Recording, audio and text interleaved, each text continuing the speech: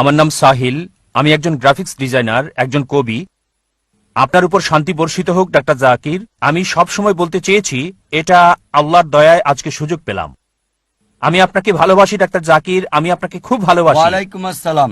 আপনার উপর ধন্যবাদ। শান্তি বর্ষিত হোক ভাই। আমিও আপনাকে ভালোবাসি ভাই। ধন্যবাদ। আমি ধন্যবাদ জানাই এত বিশাল জ্ঞানের জন্য।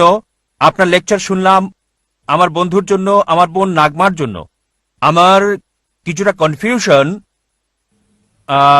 ঈশ্বরের বাণীর মধ্যে, আর যারা বিচারের দিনে বিশ্বাস করে, যেমন একটা ছোট্ট প্রশ্ন। আমরা বিশ্বাস করি মুসলিমদের মতো যে বিচারের দিনে মৃতকে জীবন দেওয়া হবে।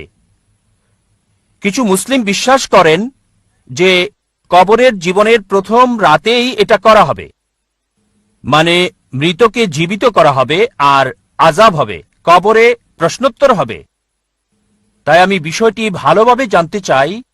ভাই প্রশ্ন করলেন যে অনেক মতপার্থক্য রয়েছে, বিচারের দিনে কি জীবন দেওয়া হবে, বিচারের দিন কি পুনরুত্থাপন করা হবে, নাকি এটা কবরে হবে?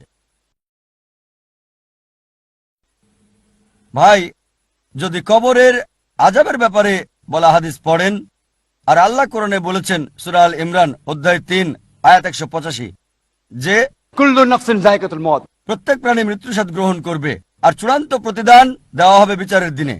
দুনিয়ার জীবন ছলনা ছাড়া আর কিছুই না।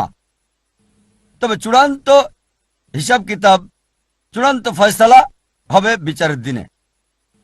আমাদের যা করতে হবে, হতে পারে শাস্তির একটা অংশ পাচ্ছি পৃথিবীতে, পুরস্কারের একটা অংশ পাচ্ছি, পুরস্কারের অংশ কবরে, আযাবের অংশ কবরে।